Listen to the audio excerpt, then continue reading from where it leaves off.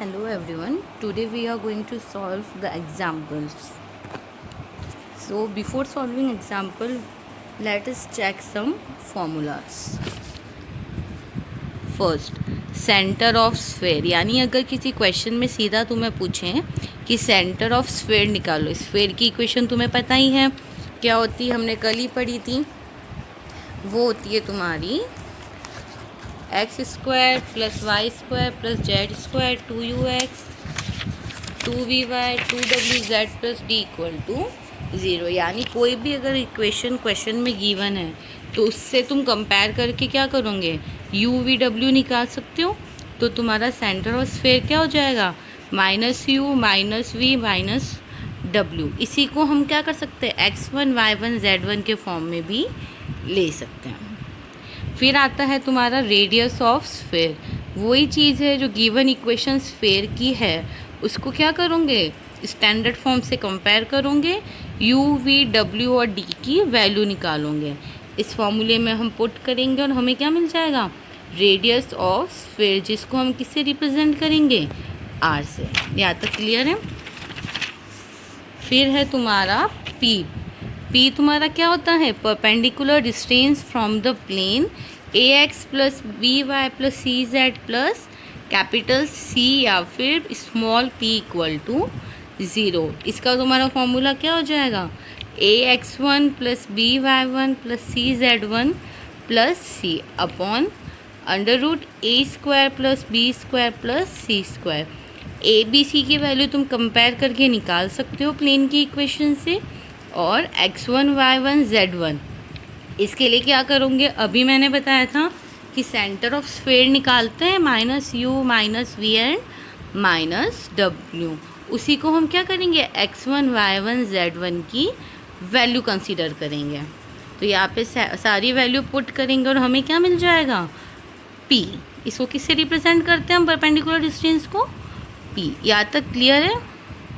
आता है तुम्हारा रेडियस ऑफ सर्कल। अगर किसी सर्कल की हमें रेडियस निकालनी है तो हम क्या लगाएंगे formula, under root R square minus P square, जहाँ पे आर तुम्हारा क्या हो जाएगा, रेडियस ऑफ स्फेयर, और पी हो जाएगा perpendicular distance from plane. R अभी हमने निकालना सीखा था कि आर की वैल्यू कैसे निकालते हो, अंडर रूट यू स्क्वायर।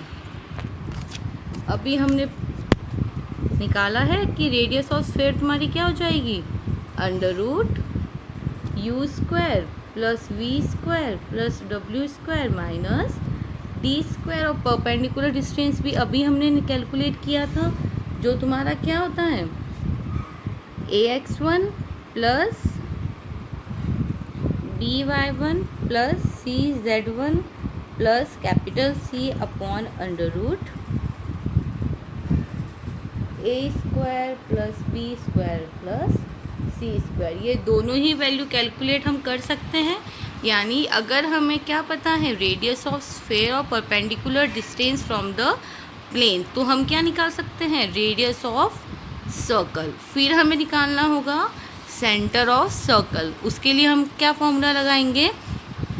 अच्छा, हमें ये पता है कि x minus x1 upon L, y minus y1 upon m और z minus z1 upon n equal to r। ये हमारी लाइन की इक्वेशन होती है। इसमें हम क्या कर सकते हैं, x y z की वैल्यू कंपेयर करके निकाल सकते हैं।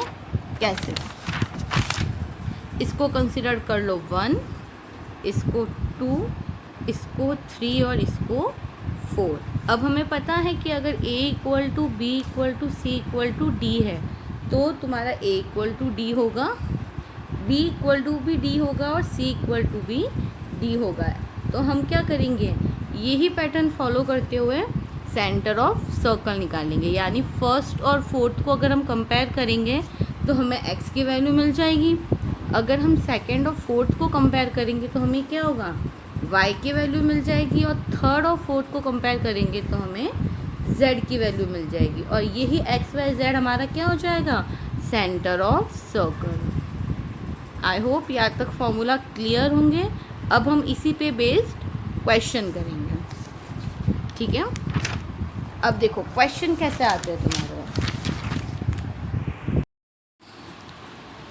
देखो तुम्हारा क्वेश्चन किस फॉर्म में आता है, एग्जाम्पल नंबर फर्स्ट है तुम्हारी बुक में कि find the coordinate of centre and radius of a circle, यानी हमें क्या फाइंड करना है, कोऑर्डिनेट ऑफ सेंटर निकालने हैं और रेडियस ऑफ सर्कल निकालना है एट द पॉइंट 1 5 6। ठीक है, और चलो क्वेश्चन नंबर फर्स्ट तुम्हारा क्या है, एक स्फेयर की इक्वेशन गिवन है और तुम्हें प्लेन की इक्वेशन गिवन है। ठीक है, अब मैंने तुम्हें बताया था अभी फॉर्मूला में, अच्छा 21 को इधर ट्रांसफ़र कर सकते हो तो तुम्हारी प्लेन की इक्वेशन बन जाएगी स्टैंडर्ड फॉर्म वाली। इसको ले लो इक्वेशन नंबर सेकंड। अभी हम लोगों ने पढ़ा था कि अगर हमें क्या करना है, रेडियस ऑफ सर्कल निकालनी है ना। रेडियस ऑफ सर्कल का फॉर्मूला हमने क्या पढ़ा है, √r² माइनस p²। यानी सबसे पहले हमें क्या करना होगा, रेडियस ऑफ स्फीयर निकालना होगा और perpendicular distance from the plane निकालना होगा। यानी r और p के वैल्यू निकाल के अगर मैं इस फॉर्मूले में पुट कर दूँ तो मुझे क्या मिल जाएगा, रेडियस ऑफ सर्कल। ठीक है, चलो क्वेश्चन सॉल्व करते हैं। अब हम क्या कर सकते हैं, इक्वेशन नंबर फर्स्ट को स्फीयर की स्टैंडर्ड फॉर्म से कंपेयर कर लो, यानी equation number 1 compare to standard form, या फिर हम क्या बोल सकते हैं, जनरल फॉर्म ऑफ स्फीयर। अभी बताया था मैंने जनरल फॉर्म ऑफ स्फीयर तुम्हारा क्या हो जाएगा, x² plus y² plus z² plus 2ux 2vy 2wz plus d equal to 0। Equation number 1 को स्टैंडर्ड फॉर्म से हमने कंपेयर किया तो हमें क्या मिला, u की वैल्यू तुम्हारी क्या होगी, देखो 2u की वैल्यू हुई माइनस, अच्छा देखो इक्वेशन नंबर 1 में x वाली टर्म ही नहीं है तो वो तुम्हारा क्या हो जाएगा, 0। यानी u की वैल्यू हो गई तुम्हारी 0, v की वैल्यू तुम्हारी क्या हो जाएगी, -2, यानी v की वैल्यू हो गई तुम्हारी -1। 2w की वैल्यू हो गई -4, यानी w की वैल्यू -2 एंड d की वैल्यू हो गई तुम्हारी -20। चलो अब हमें ऑलरेडी r का फॉर्मूला पता है, r तुम्हारा क्या है, रेडियस ऑफ स्फीयर, यानी r की वैल्यू तुम्हारी क्या हो जाएगी, √u² plus v² plus w² minus d²। चलो u² तुम्हारा क्या हो गया 0, v² यानी -1 का स्क्वायर 1 प्लस -2 का स्क्वायर 4 माइनस -20 का स्क्वायर। सॉरी फॉर्मूले पे तुम्हारा d² नहीं है, d है ना, ये एक बार करेक्ट कर लेना। तो चलो अब मैं इसमें वैल्यू पुटअप करूँगी तो क्या हो जाएगा, √- प्लस 20 प्लस 1 21 प्लस 4 25, यानी ये तुम्हारा क्या आ गया 5। r की वैल्यू हो गई 5। अब हम क्या निकालेंगे, परपेंडिकुलर डिस्टेंस। तो चलो p तुम्हारा क्या है, केंद्र से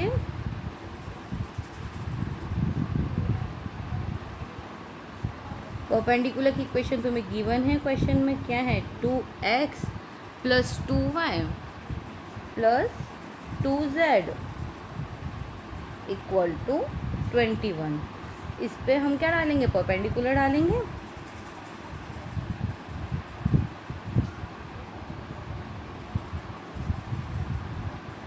अभी मैंने इसका फॉर्मूला तुम्हें बताया है, क्या हो जाएगा तुम्हारा ax1, यानी a की वैल्यू 1, x1 की वैल्यू तुम्हारी क्या हो जाएगी, मैंने बताया है तुम्हें x1 y1 z1 तुम्हारा क्या हो जाता है -u -v -w, यानी x1 की वैल्यू तुम्हारी 0, y1 की वैल्यू तुम्हारी क्या हो जाएगी 1 और z1 की वैल्यू 2। ये चीज़ क्लियर है, कहाँ से आई, ये बताया था तुम्हें, सेंटर निकालते हैं हम, वो तुम्हारा क्या होता है -u -v -w। u v w की वैल्यू तुमने अभी निकाली है, उधर से मुझे क्या मिला है x1 y1 z1, जो मैं क्या करूँगी, परपेंडिकुलर वाले इक्वेशन में पुट करूँगी। यानी ये तुम्हारा क्या हो गया, देखो इसको अगर तुम कंपेयर करो तो ये तुम्हारा क्या है, ax plus B Y plus C Z.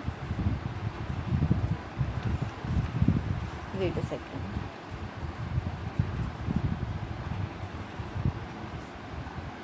Plus capital C, यानी इसको अगर मैं यहाँ पे ट्रांसफ़र कर दूँ इक्वल टू 0, है ना।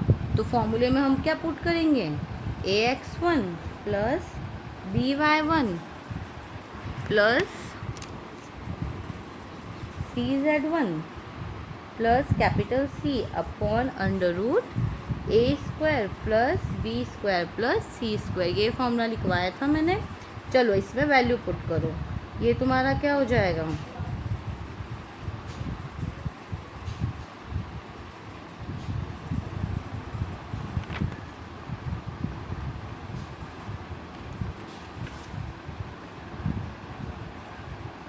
अपॉन अंडर रूट 1 का स्क्वायर 1, 2 का स्क्वायर 4 और 2 का स्क्वायर 4, यानी इसकी वैल्यू तुम्हारी आ जाएगी -5। अच्छा, हमें ये भी पता है कि अगर तुम्हारी कोई डिस्टेंस है तो वो क्या है, नेगेटिव नहीं हो सकती हैं, क्योंकि डिस्टेंस नेगेटिव हम नहीं कंसिडर कर सकते। इसलिए तुम्हारा p की वैल्यू क्या हो जाएगी, 5। यहाँ तक क्लियर है। ये तुम्हारा क्या हो गया, परपेंडिकुलर डिस्टेंस। चलो अब हमें क्या निकालना है, रेडियस ऑफ सर्कल। तुम्हें ऑलरेडी फॉर्मूला पता है रेडियस ऑफ सर्कल का, क्या हो जाएगा, रेडियस ऑफ सर्कल, इसका फॉर्मूला तुम्हारा होता है under root r square minus t square. r की वैल्यू अभी हमने कैलकुलेट की थी, क्या आई थी तुम्हारी, 5, यानी 5 स्क्वायर। p की वैल्यू भी निकाली है तुमने, क्या आई है, 5, यानी ये तुम्हारा हो गया 0, यानी रेडियस ऑफ सर्कल तुम्हारी क्या हो जाएगी, 0। यहाँ तक क्वेश्चन क्लियर है। यानी क्वेश्चन का एक पार्ट तुमने सॉल्व कर लिया, वो क्या था, रेडियस ऑफ सर्कल। अब हमें क्या निकालना है, coordinate of center. Coordinate of centre के लिए मैंने तुम्हें फॉर्मूला बताया था, क्या हो जाएगा तुम्हारा, ठीक है। अब हमें क्या निकालना है, कोऑर्डिनेट ऑफ सेंटर। ये फॉर्मूला मैंने तुम्हें अभी लिखवाया था। कोऑर्डिनेट ऑफ सेंटर के लिए क्या है, x minus x1 upon L equal to y minus y1 upon m equal to z minus z1 upon n equal to r। अच्छा, हमें ये भी क्वेश्चन में already equation of plane given है, मैंने इस इक्वेशन को इधर क्वेश्चन से ही लिखा है, ठीक है। अब हमें पता है इक्वेशन ऑफ प्लेन का तुम्हारा जनरल फॉर्म क्या होता है, Lx plus my plus nz plus p equal to 0। तो कंपेयर करके क्या कर सकते हो, एल एम एन की वैल्यू निकाल सकते हो। L हो गया तुम्हारा 1, m हो गया 2 और n हो गया 2 एंड p हो गया तुम्हारा -21। अच्छा, x1 y1 z1 की वैल्यू भी हमने अभी कैलकुलेट की थी पिछले ही पेज पे। ये देखो x1 y1 z1 तुम्हारा क्या है, 0 1 एंड 2। ये तुम्हारा क्या हो गया, 0 1 एंड 2। ये सारी ही वैल्यू क्या कर सकती हूँ मैं, इस फॉर्मूले में डाल सकती हूँ, फॉर्मूले ए में। तो तुम्हारा क्या आ जाएगा, x minus 0 upon 1, y minus 1 upon 2, z minus 2 upon 2 equal to r। इससे मैं क्या कर सकती हूँ, x y z की वैल्यू कैलकुलेट कर सकती हूँ। वो क्या हो जाएगा तुम्हारा, r 2r प्लस 1 और 2r प्लस 2। ये तुम्हारे क्या हो गए, कोऑर्डिनेट ऑफ सेंटर। अच्छा, अब हम क्या करेंगे, ये तुम्हारा किस फॉर्म में आ जाएगा, एक्स वाई जेड के फॉर्म में। अब हम क्या कर सकते हैं, इस एक्स वाई जेड को प्लेन वाली इक्वेशन में रख सकते हैं, है ना। तो अब हम क्या करेंगे, इस एक्स वाई जेड कोऑर्डिनेट को हम किस में पुट करेंगे, इक्वेशन ऑफ प्लेन में। देखो कैसे, ये वाली इक्वेशन है इक्वेशन ऑफ प्लेन। x की जगह पे आ जाएगा तुम्हारा r प्लस 2, y की वैल्यू हमने क्या निकाली है 2r प्लस 1, ये हो जाएगा तुम्हारा 2r प्लस 1 प्लस 2, z की जगह पे आ जाएगा 2r प्लस 2, है ना, माइनस 21 इक्वल टू 0। 21 हम उधर भी ट्रांसफ़र कर सकते हैं, है ना, तो तुम्हारा क्या हो जाएगा r प्लस 2 टू ज़ा 4 प्लस 2 एंड 4 इक्वल टू 21। इस क्वेश्चन को हम क्या करेंगे, सिंप्लीफाई करेंगे, क्या हो जाएगा 4 प्लस 4 8 प्लस 1 9r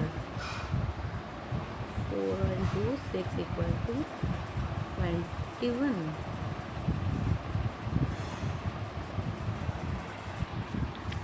तुम्हारी r की वैल्यू क्या आ जाएगी 15/3।